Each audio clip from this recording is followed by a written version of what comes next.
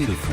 On est concret dans Intégral Placement, on vous apporte des idées de fonds de gestion dans lesquels investir. Les conseils de Morningstar et Mara Dobrescu en duplex avec nous. Bonjour Mara.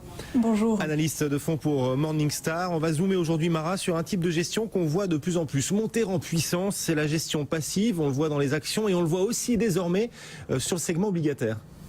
Oui, tout à fait. Alors, elle était longtemps l'apanage des marchés actions, mais la gestion passive se développe de plus en plus sur l'univers obligataire. En 2015, les ETF et les fonds indiciels obligataires ont collecté 31 milliards d'euros en Europe.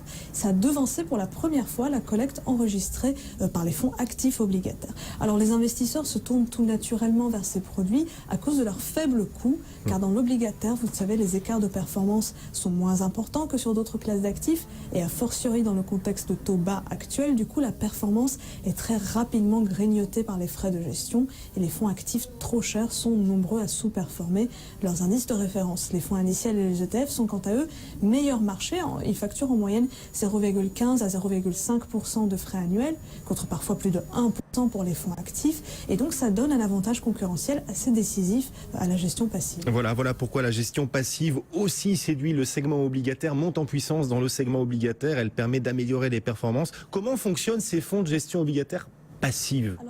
Oui, alors le principe de base est le même que pour les fonds passifs actions. Il s'agit de répliquer la performance d'un indice de marché avec les coûts les plus faibles possibles. Oui. Il faut mentionner quand même que les indices obligataires sont souvent beaucoup plus diversifiés que les indices actions. Il y a près de 15 000 titres dans l'indice Barclays Global Aggregate par exemple. Et donc pour minimiser les coûts de réplication, les fonds passifs ont le plus souvent recours à un échantillon de titres représentatifs plutôt que d'acheter l'intégralité des constituants de l'indice. Et donc il faut s'assurer que la société de gestion dispose d'une solide expertise pour construire ces modèles d'échantillonnage et aussi des ressources de trading très solides pour s'assurer que les transactions bénéficient de la meilleure exécution possible, c'est-à-dire qu'elles sont exécutées avec les coûts de transaction les plus faibles.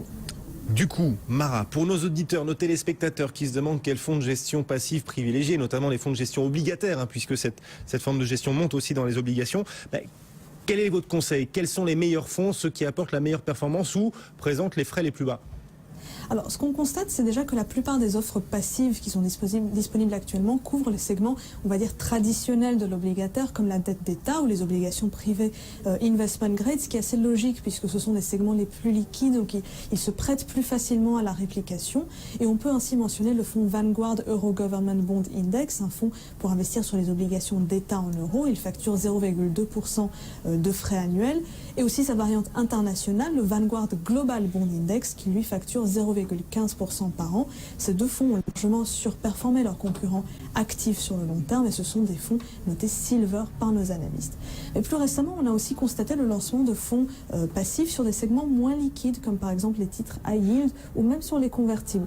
Alors ces produits n'ont pas beaucoup de track record pour le moment mais ce sera quand même intéressant de voir comment ils vont se comporter par rapport à leurs concurrents actifs sur un cycle de marché complet.